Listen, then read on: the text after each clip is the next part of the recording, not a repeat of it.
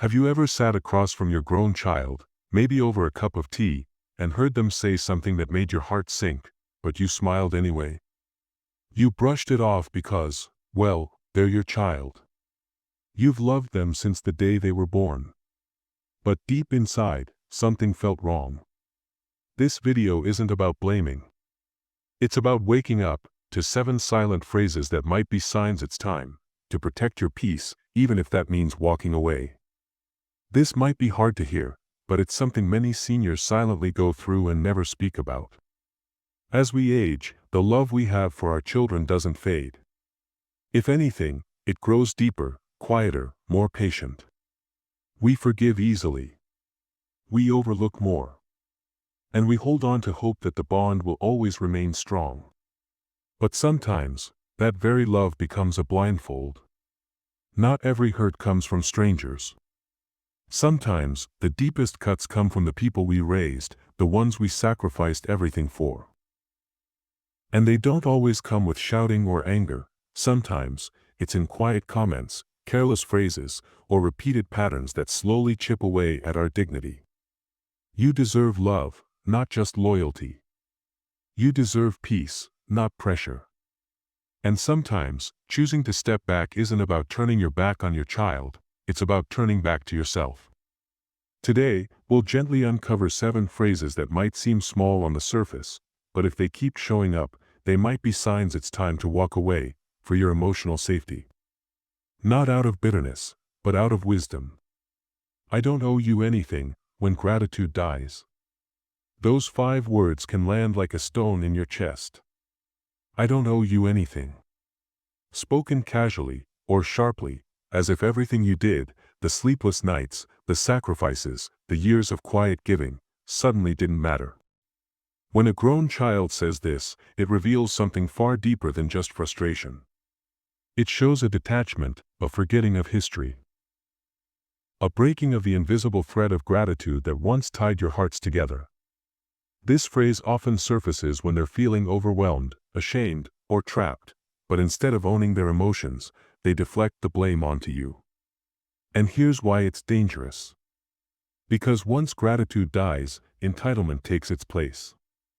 You may find yourself being used, dismissed, or disrespected, and told that you somehow deserve it. But no matter what mistakes may have been made along the way, a child who erases your role in their life is not seeing you clearly, and that blindness can become cruelty. If this phrase appears again and again, it's not a one-time outburst. It's a pattern. And it may be time to create distance, not to punish them, but to protect yourself from emotional erosion. You'll be fine on your own, the disguised abandonment. At first, it might sound like encouragement. You'll be fine on your own. Simple. Short. Maybe even said with a smile. But beneath those words, there's often something colder, something that stings when you sit with it. Because in reality, what they're often saying is, I don't want to deal with your needs. I've decided your loneliness, your fears, your challenges, are yours alone to carry. And that is abandonment wearing polite clothes. This phrase can appear when a child doesn't want to be burdened by your aging. They may convince themselves that you're independent, even when you're clearly struggling. They'll praise your strength, but disappear when you need their hands. It breaks something sacred, the silent promise that family helps each other through the hard parts. And instead of feeling supported, you begin to feel invisible. It's not just hurtful. It's dangerous. Because seniors who are left emotionally unsupported often begin to doubt their worth, to shrink inward, and to silently suffer in silence. If someone close to you uses this phrase to sidestep their responsibility, know that it's not your failure. It's their fear, or their convenience, disguising itself as love. And it's okay to name that truth. Stop living in the past, erasing your life's worth. Have you ever shared a memory, maybe a story from your youth, a lesson you learned the hard way, or a cherished moment from years ago, only to hear your own child say, stop living in the past? They may not shout it. They may even laugh as they say it. But the message lands heavy. What matters to you doesn't matter anymore. And in that moment, something inside goes quiet. What they don't understand is that your past isn't just nostalgia. It's your wisdom.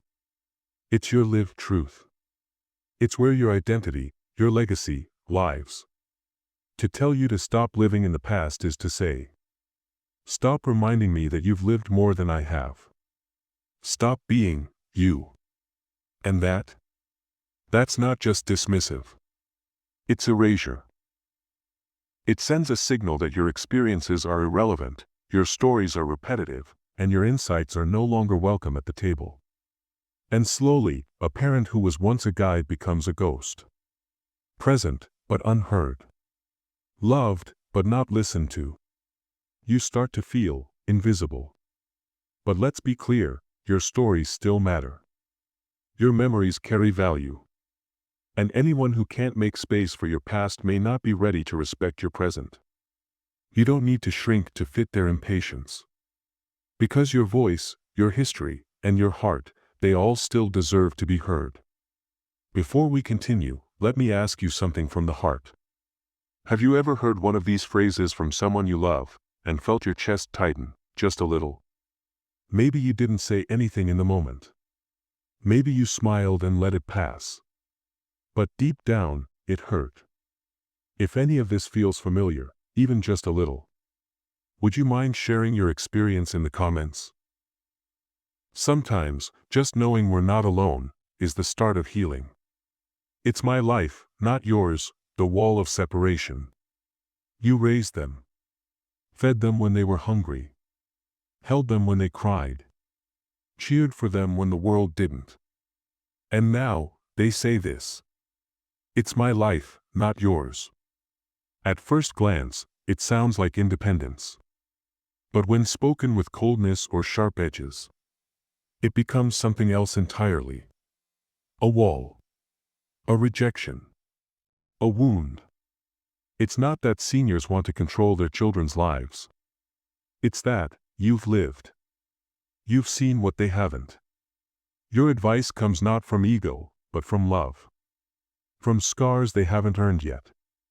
When an adult child says this dismissively, what they're really saying is, I don't value your wisdom. They don't see that your voice is a lifeline, not a leash. And for the parent, it feels like being cut off from a part of your own heart. Like watching your legacy walk away, without looking back. We must recognize this phrase for what it is. Not healthy boundary setting, but often a sign of emotional detachment. It doesn't mean you stop loving them, but it might mean you stop trying to convince someone who no longer wants to listen. Why should I help you now? The transactional trap. The words come sharp, cold like steel. Why should I help you now? Not out of genuine confusion, but as a challenge. A test. A cruel scorecard of what they think you did or didn't do. And suddenly, parenthood, that sacred, selfless journey, is reduced to a transaction. They forget the nights you didn't sleep, the dreams you gave up, the quiet sacrifices no one ever saw. But even worse, they expect your aging to come with a price tag. As if love should now be earned by what's still left in your bank account, or what you can still do for them. This isn't just painful. It's humiliating. Because real family doesn't keep receipts. Real love doesn't wait for the return on investment. So if you've ever heard this phrase, take a deep breath and remind yourself of this truth. You are not a burden. You are not a mistake. You are not less worthy just because you now need help. You gave without counting. That was love. If they cannot give back without conditions, that is not your failure. That is their blindness. Hold your dignity close. It was never theirs to approve. And it will carry you forward, even when others turn away. You're too old to understand the silent rejection. They may not raise their voice. They may even say it with a smile, But the message cuts just the same. You're too old to understand. It sounds casual, dismissive, like a harmless joke. But underneath it lives something heavier. A quiet rejection of your wisdom, your experience, your very place at the table. This is ageism. Not from strangers, but from your own family. From the ones you raised. The ones who used to look to you for answers. And now, suddenly, your voice is outdated. Your memories are irrelevant. And your thoughts are too old-fashioned to matter. That kind of dismissal doesn't just sting. It corrodes confidence.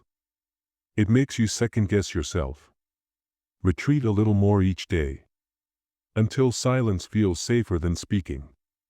And connection. That begins to wither too. Because how can you feel close to someone who has already decided? You have nothing left to offer. But here's the truth. You understand more than they know. Because you've lived. You've lost. You've learned things time hasn't yet taught them. Never let anyone, not even your child, convince you that your age makes you less. You are not behind. You are ahead. Walking a path they haven't yet reached. And your voice still matters. You're the reason my life is hard, the final blow. There are words that feel like thunder. They shake something deep in your chest. And this one? It's one of the hardest to hear. You're the reason my life is hard. Not whispered. Not shared in pain. But thrown like a weapon. Blame wrapped in bitterness. As if your love, your sacrifices, your years were nothing but burdens in their story. It's a cruel rewriting of history. A way to escape their own choices. By placing the weight of it all on your shoulders. And when this phrase comes from a child, someone you carried, protected, believed in, it doesn't just hurt. It can shatter you. But please hear this. You are not their scapegoat. You are not their enemy. You are not the villain in the life you helped them build. There comes a time when love doesn't mean staying in the line of fire. When walking away is not giving up. It's choosing dignity. Because emotional abuse doesn't always scream. Sometimes it whispers behind closed doors. Sometimes it hides in guilt. And sometimes, it sounds like this phrase. Meant to make you smaller, quieter, easier to blame. But you deserve peace. You deserve space to breathe. To be seen as a human being. Not a mistake. Love them. But love yourself more. If you've ever felt this pain, you're not alone. If any of these words have found their way into your life. If you've ever sat in silence, carrying hurt that no one else could see. Please know, you're not alone. This space is for you. For your truth, your dignity, your voice. We talk about the hard things here. Not to dwell in pain. But to heal, to understand, and to stand tall again. If this message spoke to your heart, subscribe and stay connected. Because here, we believe in the worth of your story. And we honor what you've lived through. You deserve more than silence. You deserve to be seen, heard, and valued. Exactly as you are. You deserve respect, not regret. There comes a time in life when we stop chasing approval. And start demanding respect, not with anger, but with quiet strength. If your heart has been bruised by the words of someone you raised, please remember. Their choices don't define your value. You gave your best. Your time, your love, your sacrifices. That doesn't disappear, even if they refuse to see it. You were not put on this earth to be dismissed or used. You are still worthy of kindness, of peace, of a love that doesn't keep score. So stand gently but firmly in your truth. No regrets, just lessons, boundaries, and the quiet power of moving forward. You're not asking for too much. You're asking for what you deserve. And here,